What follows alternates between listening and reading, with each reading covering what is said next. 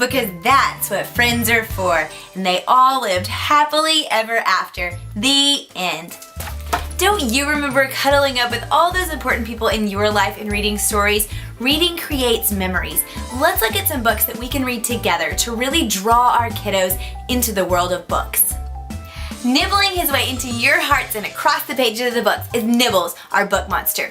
There's 2 in this series. In the first one, he eats his way through all kinds of fairy tales. But you meet Nibbles, and he eats books. And in this one, he's eating through the land of dinosaurs. And so you get to learn all about these fun prehistoric monsters as he escapes, or narrowly escapes. And you get to learn fun facts as there's flaps and book holes as he escapes through each of the pages. Oh no, where'd he go? I won't spoil the ending, but it's a good one.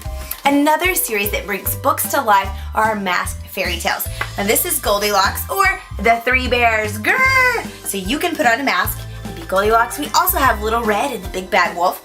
And they're an updated take on these fairy tales, but look at just the way the pictures and the text is laid out. Talk about fun.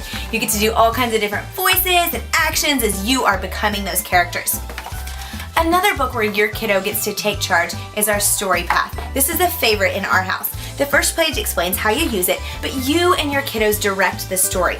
You read the question, once upon a time there lived A, and then the kiddo gets to decide who the lead character is, what their names were, where they went, who they met, what they did in the story. So you can read this one over and over and over together, because we know kids do that. And it never is the same story because they can change the ending every single time. A new storybook for 2018 is Boy. I'm extremely passionate about this book. You meet a little character who is deaf on the first page, and his world is a little bit different than some other people's in his village.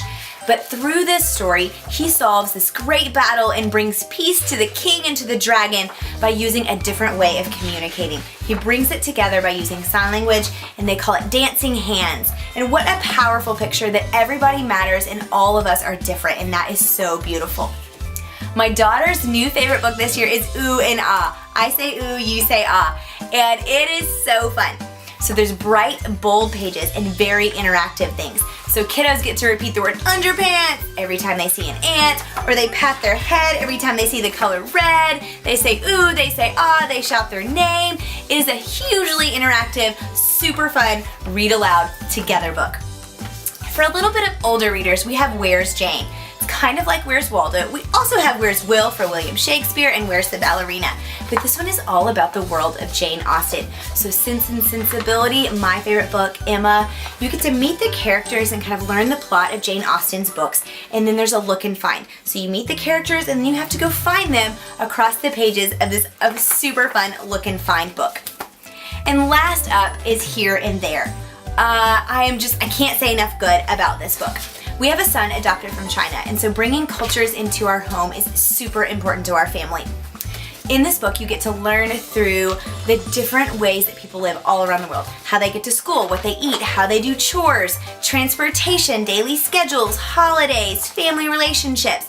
It's such a neat way that really makes other cultures and other people accessible to our families. So I hope you've seen something that you and your readers can snuggle up together and spend time making memories.